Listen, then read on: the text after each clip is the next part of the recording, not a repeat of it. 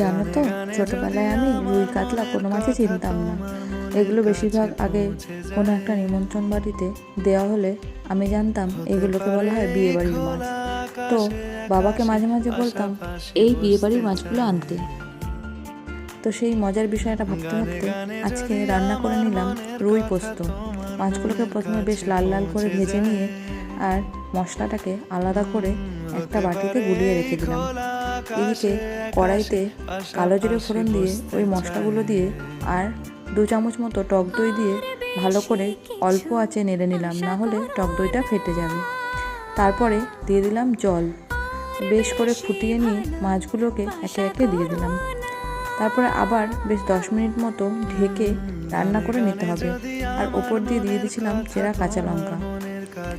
এবার হয়ে গেলে বেশি করে একটু ধনিয়া পাতা ছড়িয়ে দিতে হবে, তাহলেই হয়ে যাবে।